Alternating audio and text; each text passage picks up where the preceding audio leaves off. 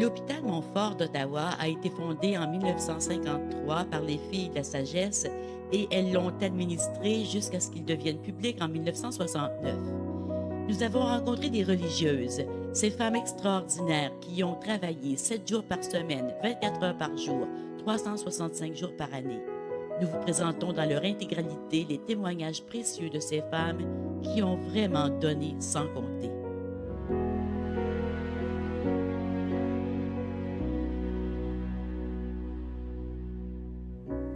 Aujourd'hui, nous vous présentons deux témoignages, celui de sœur Rita Denomé et celui de sœur Aline Leduc. Elles ont toutes deux travaillé à Montfort dans les premières années de l'institution. Elles étaient toutes deux assignées au bureau d'affaires, mais vous verrez que les tâches qu'on leur demandait d'effectuer étaient loin d'être limitées à l'administration. Sœur Rita Denomé est née à Folliette en 1932. Elle est entrée chez les Filles de la Sagesse. Elle a fait profession le 2 février 1952 et le nom de religion qu'elle a adopté était Sœur Rita de la Trinité. Elle a travaillé à l'hôpital Montfort de 1953 à 1965. En 1969, lorsque l'hôpital passa aux mains des laïcs, elle continua à s'impliquer en siégeant au conseil d'administration comme représentante des Filles de la Sagesse. Écoutons-la.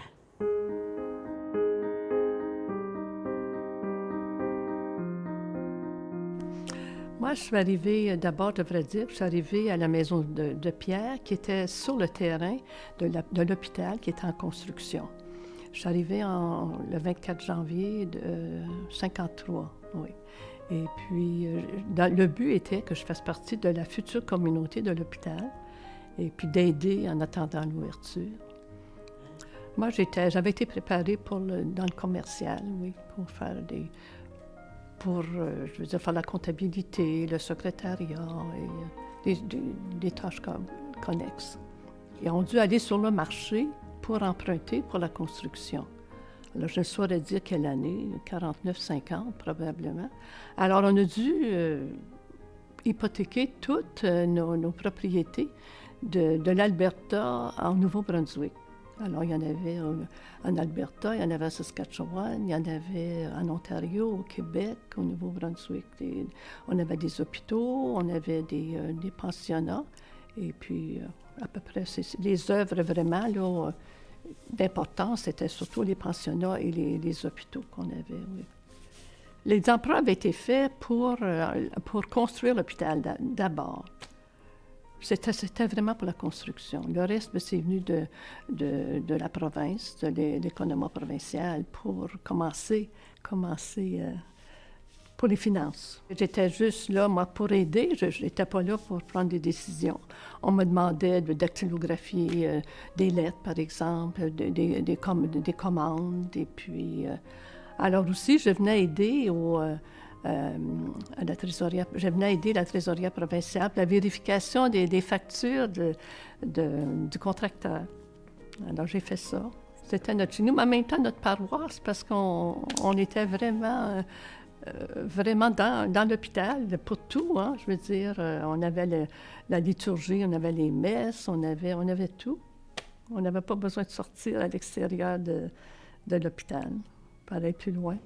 On allait devant l'hôpital, dans tout ce qui était asphalté, et puis pas loin justement la petite route à côté de la maison de Pierre. Et puis en arrière aussi, il y avait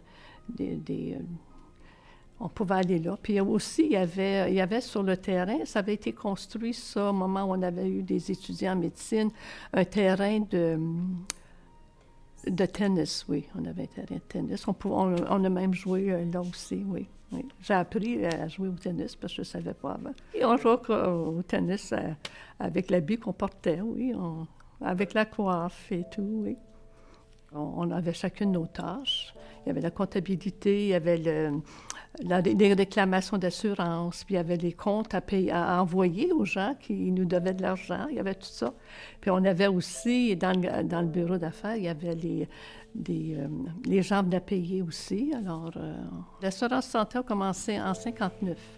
Alors, de 53 à 59, il y avait plusieurs patients qui avaient des assurances. La Croix-Bleue, London Life, Aetna Life, différentes assurances. Bon, on leur demandait autant que possible un dépôt.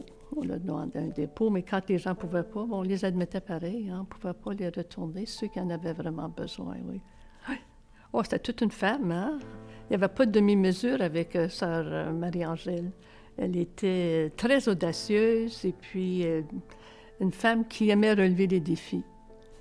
Et puis, il fallait que ça marche avec elle. Hein. Il n'y avait pas de... Et puis, quand même, elle essayait d'inculquer aux sœurs, là, tu sais, des principes, par exemple, mais qu'on avait déjà, parce qu'il y a des sœurs qui venaient d'ailleurs, des sœurs qui venaient d'autres hôpitaux, la compassion, et puis les soins, les meilleurs soins, des soins personnalisés pour tous les patients, et puis la collaboration entre nous autres, et puis... ah oui, puis elle obtenait beaucoup, puis elle n'acceptait pas non plus que les gens donnent pas leur pleine mesure. Puis je me souviens même, avant de venir à Montfort, je la connaissais avant à Sturgeon Falls. Et puis, elle m'avait dit, j'aimais pas trop, j'étais pas trop entichée de faire ce que je faisais. Elle dit, vois, là, telle chose, là, ça peut être très intéressant. Elle dit, tu regardes une facture, puis elle dit l'acier inoxydable, sais-tu ce que c'est? Tu sais? Ben non, elle dit, va regarder dans le dictionnaire, tu vas apprendre. Elle dit, puis ça va te donner une grande satisfaction de savoir ce que c'est. Avant l'ouverture, on a eu des bénévoles au niveau des novices. Ici, les novices allaient pour faire du ménage et puis aussi préparer les chambres. Et puis, il ne faut pas oublier non plus que dès le mois d'août, les religieuses qui avaient eu leur changement pour venir à l'hôpital ont commencé à arriver. Puis elles savaient dans quel département elles iraient. Alors, elles préparaient elles-mêmes puis avec l'aide d'autres, comme des novices et d'autres, comme nous autres aussi. Là. Les sœurs du bureau, par exemple, elles faisaient des gardes partout. Hein. Elles faisaient des gardes au standard téléphonique, on en faisait au bureau d'admission, à la réception, après les heures des laïcs et puis les heures des sœurs aussi. Et puis, on avait des gardes le soir, des gardes de bonne heure le matin. Alors, oui, alors il arrivait des entrepreneurs qui venaient chercher les personnes décédées. Et on allait avec elles, avec ces personnes-là, à la morgue. Et puis, on leur indiquait la personne décédée qu'ils devaient ramener avec eux. J'avais vu un oncle qui venait de mourir, mais ça faisait très longtemps. C'est la seule personne que j'avais vue.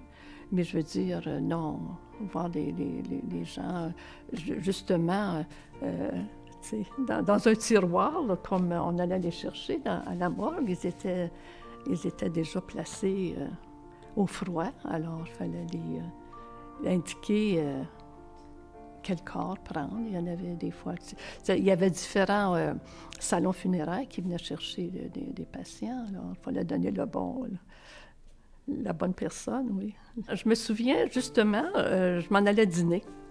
Je m'en allais prendre, puis en passant, je me trouvais à passer par la réception, puis juste à côté, il y avait le bureau d'admission. Et puis, quelqu'un de la salle d'urgence arrivait avec un homme et une femme, un couple. Puis la personne me dit, on vient de monter le bébé en pédiatrie, puis c'est pour une admission. Alors, je me suis installée, puis j'ai fait l'admission. Et puis, ces gens-là, ils venaient de la campagne. Et puis, je demandais le numéro de téléphone. Ils m'ont dit, on n'a pas de téléphone, mais le téléphone est notre voisin qui a tant de mille de nous, 2-3 000. Alors, on prenait le numéro de téléphone. Et puis, la dame était très, très peinée. Là. C'est un bébé de 13 mois, je pense, 12-13 mois, qui faisait du faux croup. Puis, dans ce temps-là, quand on parlait de faux croup, c'était pas de bon augure. Et puis, là, ils ont signé, puis ils sont partis. Mais là, je suis allée dîner. Puis quand je suis revenue, même, je me demande, j'étais partie. L'infirmière, quelqu'un nous appelle de la pédiatrie pour dire que le bébé est mort, si on voulait retenir les parents. Ils étaient déjà partis. Alors, on a dû faire plusieurs téléphones. Puis ils sont arrivés en soirée chercher le bébé. Puis ils avaient apporté un petit cercueil. On leur avait dit d'apporter un cercueil parce qu'il n'y avait pas, eux autres, de personnes d'un salon funéraire qui venaient les chercher. Alors, j'avais le formulaire qui avait déjà été préparé, qui avait été signé par le médecin. Et puis, alors je suis descendue avec eux à la morgue, puis je les ai placés plutôt du côté où on faisait la pathologie. Là, il y avait une table. Et puis, alors je suis allée puis là, avec le petit cercueil, puis les vêtements. Alors je suis allée du côté des frigidaires. Et puis j'ai pris le bébé. Et puis, c'était la première fois que je prenais un corps mort dans mes bras. Alors, vraiment, là, tu sais, quand j'étais jeune, alors, tu sais, vraiment, c'était très émotionné, très... Alors, j'ai couru avec le bébé dans la salle à côté pour le placer sur la table. Alors là, la dame me regardait, elle pleurait. Puis, j'ai dit, si vous voulez l'habiller, je ne suis pas capable, ma sœur, si vous voulez le faire. Alors, j'ai dû comme habiller le bébé, puis là, il le prendre encore, puis le mettre dans le petit cercueil. Alors, c'était une des expériences de mon travail de bureau, au fond, qui ne relevait pas de moi, mais qu'on acceptait de faire. On faisait de tout, hein. Alors, quand je pense à Montfort, je suis toujours heureuse de penser à Montfort. Je me sentais partie prenante de tout. Alors, j'étais heureuse à Montfort. Il y a eu bien des épreuves, beaucoup de choses, mais quand même, je peux dire que j'ai toujours été fière de dire que j'avais travaillé à Montfort, que j'avais été au conseil d'administration, puis que je suis fière aussi de voir comment Montfort continue. Bien, moi, j'ai eu des maîtresses, des religieuses pendant toute ma scolarité. Et puis, à un moment donné, dans mon petit village, le secondaire ne se donnait pas. Alors, j'ai dû aller à Sturgeon Falls pour continuer le secondaire. Et puis, j'ai vu... moi, j'avais connu les Sœurs Sainte-Croix, mais là, c'est les Filles de la Sagesse. Et puis, je les ai vues plus de près. Puis je voyais aussi comment elles fonctionnaient, comment elles respectaient il y avait des règlements assez sévères dans ce temps-là, hein, mais quand même. Et puis, ça m'a comme incité aussi à joindre les Filles de la Sagesse, oui. Sœur Aline Leduc est née à Moose Creek, dans l'Est ontarien, en 1935. Elle est entrée chez les Filles de la Sagesse et a fait profession le 2 février 1954. Elle a adopté le nom de Sœur Paul-Marie de l'Immaculée. Elle nous rappelle les 3 vœux que prennent les Filles de la Sagesse, le vœu de pauvreté, le vœu de chasteté et le vœu d'obéissance. Mais elle nous rappelle aussi que ces 3 vœux ont mené ces femmes à faire des choses extraordinaires. Encore aujourd'hui, Sœur Aline est bénévole à l'hôpital Montfort, 60 ans après. Écoutons-la raconter son histoire.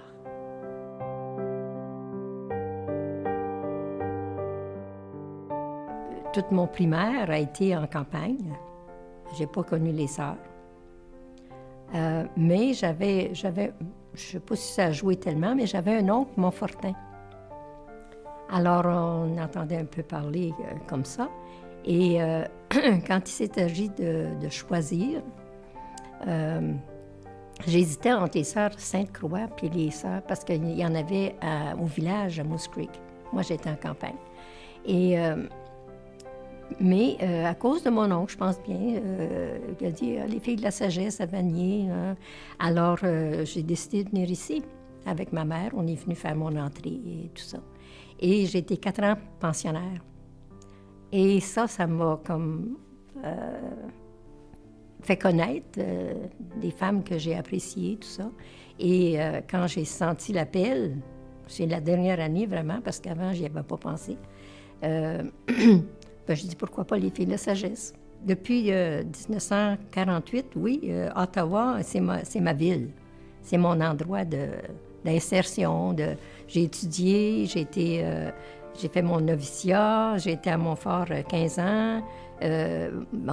Puis je suis partie à certains moments parce que, je suis allée à différentes obédiences, mais je suis toujours revenue à Ottawa. Je n'ai pas été dans d'autres villes au Canada. J'ai toujours été à Ottawa. Alors, je me sens vraiment chez moi, à Ottawa. Vanier en particulier, parce que pensionnaire, on prenait des marches le long du chemin Montréal, et puis on allait à Sirville, et puis... Alors, c'est vraiment l'endroit que j'ai été le plus longtemps dans ma vie, quoi. pauvreté, chasteté, obéissance. Et pauvreté, moi, je viens d'une famille très sobre, très humble, très pauvre, je dirais. On était pauvres chez nous. On était 7 enfants, puis sur une terre, fait qu'on n'était pas très en argent, comme on dit. Mais alors, la pauvreté ne m'a pas tellement dérangée. La chasteté, ben, dans le milieu où on était, puis ben, on le sent, là, surtout quand on vieillit un peu. Mais disons que l'obéissance, c'était un petit peu plus difficile parce qu'à certains moments, là, les choses nous tentent un peu moins. Et surtout quand j'étais plus jeune, on ne nous demandait pas qu'est-ce que tu en penses. On nous disait, ben tu vas aller là. Puis on allait. Mais en somme, dans l'ensemble, ça n'a pas été super. J'aurais jamais pensé dans ma vie que j'aurais accompli ce que j'ai accompli, puis que j'aurais fait les choses que j'ai faites. Je pense que ça a été pour moi une chance de développer des capacités que j'avais, que je ne pense pas que j'aurais pu les développer dans d'autres circonstances. Parce que forcément, on fait appel à des forces qu'on ignore souvent.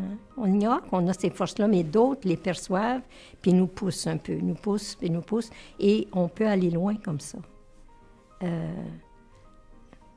Moi, vraiment, là, ça a été un accomplissement pour moi dans beaucoup de domaines, Quand Sœur Noémie m'a poussée, si tu veux, à faire un bac en commerce, c'est sûrement pas ça que j'aurais choisi. Parce que je m'attendais, j'avais plus d'aspiration comme travailleuse sociale ou comme infirmière. Elle m'a dit, non, tu vas aller là, tu vas faire ça à l'Université d'Ottawa, parce que la congrégation va en avoir besoin. Bien, la congrégation en a eu besoin, puis j'étais prête. Et puis, ça m'a amenée à faire des choses que j'aurais jamais imaginé pouvoir faire. Comme on m'a demandé à un moment donné d'aller comme trésorière générale pour la congrégation à Rome. J'étais plus âgée, alors j'ai pas été tellement longtemps, là, j'ai été 3 ans et demi, mais c'était un moment crucial, puis on avait besoin de l'expertise, puis je l'avais. Donc, ça m'a permis de faire des choses que j'aurais jamais pensé faire dans ma vie, et par le fait même de connaître plus ma congrégation et de l'apprécier encore plus. Plus on connaît, plus on apprécie, hein? Alors, bon, qui aurait dit ça quand elle m'a proposé ça, m'a dit « tu vas faire ça », bien, j'aurais jamais pensé que ça me mènerait là. Quand je suis arrivée à l'hôpital Montfort, j'avais 19 ans. Je sortais du noviciat. J'ai fait profession le 2 février et le 3 février, on arrivait à Montfort. On était 3 de notre groupe à arriver à Montfort. On arrivait là, moi je connaissais rien, là. Je sortais du noviciat. Avant, j'étais sortie du pensionnat. J'avais pas travaillé, j'avais rien fait encore. Alors, j'avais tout à apprendre. Et on nous a lancé tout de suite. Le lendemain, tu t'en vas au bureau d'affaires, puis là, tu apprends ci, tu apprends ça, tu apprends... Alors, j'ai appris le standard, j'ai appris le bureau d'admission parce qu'il fallait se remplacer. Il n'y avait personne d'autre pour nous, puis il fallait être là presque 24 heures par jour, hein. Alors, on se remplaçait, puis on a appris sur le tas, puis on n'a pas chômé. On habitait au 6e étage, donc on n'avait pas loin à faire, et puis on suivait tout ce qui se passait dans l'hôpital par le micro. Alors, quand quelqu'un était demandé à l'urgence, ben on savait que quelqu'un d'autre serait demandé au rayon X, puis une autre sœur serait demandée pour l'admission, puis une autre sœur... On suivait tout ce qui se passait dans l'hôpital. J'ai travaillé au bureau d'affaires d'abord. C'est là où on faisait les comptes, puis les assurances, et puis on recevait les gens au guichet qui venaient payer ou demander leur billet de départ. J'ai travaillé à la centrale téléphonique, parce qu'il fallait répondre à ça aussi, au bureau d'admission pour remplacer, au bureau de renseignement, recevoir les gens. J'ai même, à un moment donné, aidé au rayon X, parce qu'il demandait qu'il manquait quelqu'un, puis je suis allée là, puis j'ai beaucoup aimé, mais j'ai appris. Alors, on apprenait à se débrouiller, on se débrouillait dans tout. Et puis notre directrice, Marie-Angèle, là, c'est ça qu'elle voulait. Elle voulait qu'on soit polyvalente, qu'on apprenne des choses, puis qu'on y aille, qu'on fasse fructifier nos talents, si tu veux, qu'on apprenne. On a appris aussi, on a appris à se débrouiller, à s'entraider. On s'entraidait beaucoup.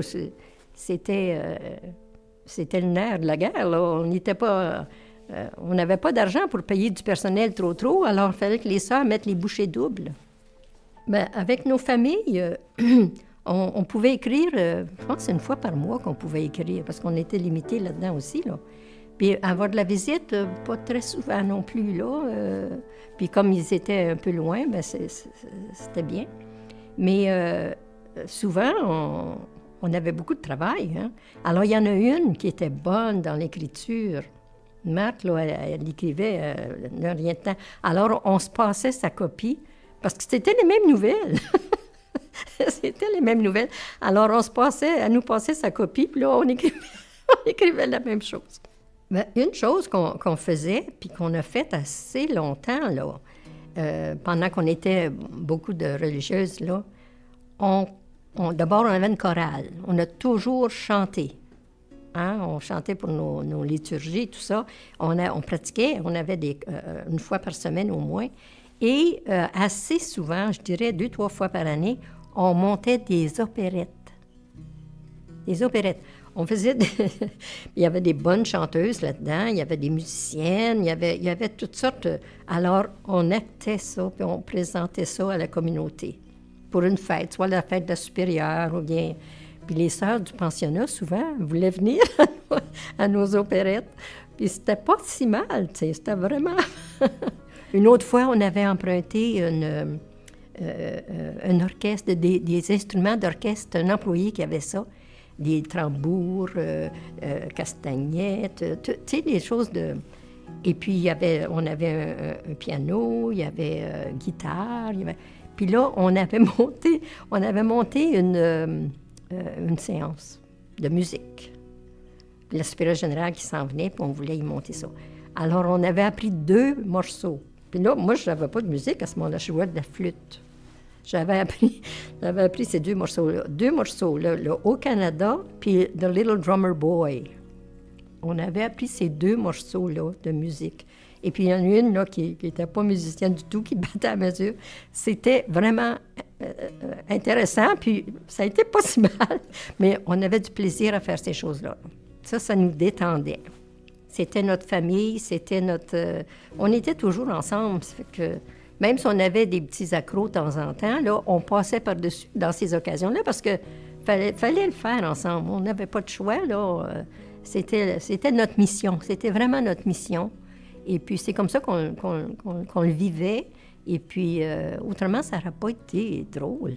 Moi, j'ai l'impression, avec le recul, là, si je me rappelle, il y avait une belle collaboration. Il n'y avait pas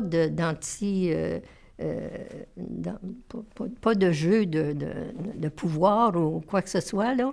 Il y avait une très belle relation. Et avec les médecins aussi. Les médecins venaient surtout beaucoup du Québec à cause du français. Ça prenait des médecins francophones. Et ils étaient tous jeunes. On était tous jeunes. Alors, tout le monde s'entraidait, puis collaborait vraiment. Moi, mes souvenirs, en tout cas, sont très positifs dans ce sens-là. On s'entendait très, très bien. Il n'y avait pas beaucoup de docteurs qui étaient salariés à ce moment-là. Il y en avait très peu. À ma connaissance, il y avait le docteur Tessier qui était radiologiste. Et un peu plus tard, il y a eu le pathologiste qui était salarié. À part ça, les médecins n'étaient pas salariés. Mais comme on n'avait pas beaucoup d'argent, puis comme les gens, souvent, payaient pas régulièrement, alors l'argent était rare. Il fallait vraiment faire attention. Alors, son salaire, à lui, Dr. Tessier, était comptabilisé. Mais souvent, il n'était pas versé parce qu'il manquait d'argent. Il n'y avait plus d'argent dans le tiroir. Alors, une fois, Dr. Tessier s'amène voir Marie-Angèle pour dire, « Ben là, ma soeur, il faudrait bien que j'aille faire mon épicerie, puis j'ai pas d'argent. » Alors, il demandait de l'argent, il avançait un peu d'argent, puis c'est vraiment l'assurance hospitalisation qui nous a sortis du trou, qui a vraiment aidé là, à ce qu'on puisse respirer un peu. Ouais. Dès que j'ai eu un peu de temps libre, j'ai voulu retourner à faire du bénévolat à Montfort. Et chaque fois que je rentre là, même avec tous les changements qu'il y a eu dans la nouvelle construction et tout, là, c'est comme si je reviens à la maison. Je me sens bien, bien, bien. Au bureau d'affaires, au tout début, tout se faisait à la main. La comptabilité se faisait à la main. Les différents étages en nous envoyaient des petits papiers pour dire, bien, cette personne-là a eu un pansement stérile, ça coûte tant. Et puis là, on classait ça pour chaque patient, puis on avait une carte pour chaque patient, et on rentrait à la main le montant, ça, pour chaque patient. Et à la fin, on comptabilisait ça, on additionnait ça, et ça faisait la facture pour le patient. Et un an ou deux après que je suis arrivée, on a changé pour une machine comptable. Alors ça a été toute une révolution. On avait les petits papiers, on les comptabilisait sur cette machine et non plus à la main. Et plus tard, bon, il y a eu toute une évolution, je ne vais pas vous raconter tout ça, là, mais on a fait une étude, on appelait ça Systems and Procedures. Comment trouver là, tel formulaire d'admission, par exemple, elle a besoin d'être dupliquée pour envoyer à tel département. Puis on a fait un formulaire qui avait 8 ou 10, d'un tampon, là, ça faisait 8 ou 10 formulaires. Alors, à ce moment-là, ça a été une autre évolution dans le fait de simplifier puis de moderniser. Et ça a continué comme ça. Une sœur devait remplir un formulaire de la Croix-Bleue et le formulaire était tout en anglais. Et le diagnostic était abcès de la fesse. Alors, elle devait traduire ça. Elle a regardé dans le dictionnaire, puis elle a traduit par abscess of ham au lieu de buttock. Oui, il y avait 2 mots dans le dictionnaire, puis elle a choisi ham. Alors, ça a été... on avait beaucoup de plaisir avec ça, nous autres, les sœurs du bureau, parce qu'on se partageait ces choses-là et on riait beaucoup.